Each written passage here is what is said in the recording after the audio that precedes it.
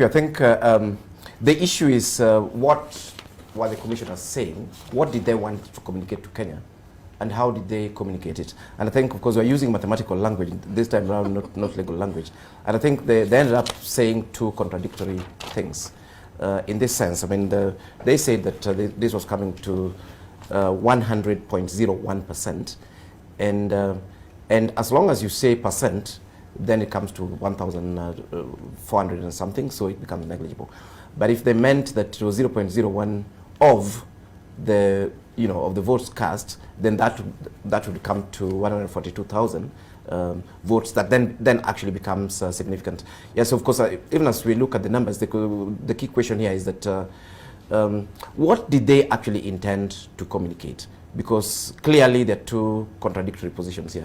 If they said that those are significant number of votes that were not catered for, and to me, I think that's what they actually wanted to pass around, that this is a significant number of votes, totaling 142,000 plus, that particular figure that they actually highlighted there, then that would actually be a different percentage. It would be 0.01 of the total votes cast.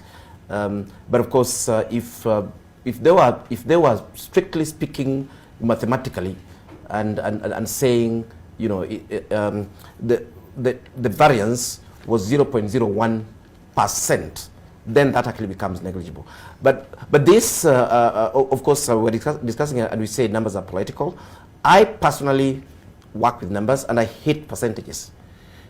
In this sense, you go and talk to two people, and then one person agrees with you on an issue, the other one dissents.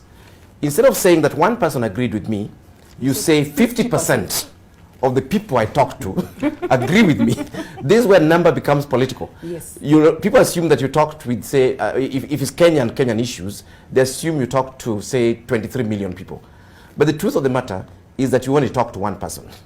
So I think sometimes use of percentages, and for me, I hate that very much, because government has come and told us that 50% of people are being provided with this and that service. 50% of the people agreed and so on. But when you get inside and ask, what are these 50%? Sometimes the numbers are insignificant, but sometimes the numbers are shocking. They're saying, what? You mean so many Kenyans are not accessing these services and so on.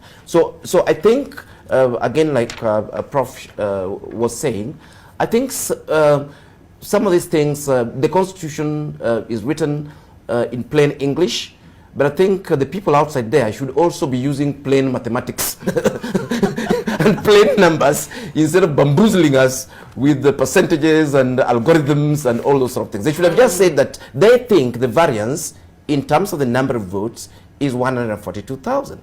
And Kenyans would have understood that, oh, you mean, because if you look at 142,000 and you can relate it with 233 votes by which the president-elect was elected, that becomes significant.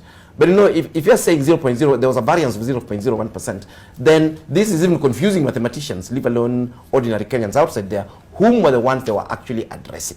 Okay. So my own counsel to people who want to communicate clearly is say whatever you want to say as simply as possible. If the numbers were 142,000, that to me is huge. That is very, very significant. Just say so. Just say about over 142,000 votes were not catered for. Why are you hiding in mathematics? Why are you coming in and now starting to say, this didn't add up? And those could be by the ways. But tell us the message that you actually want, to pass on.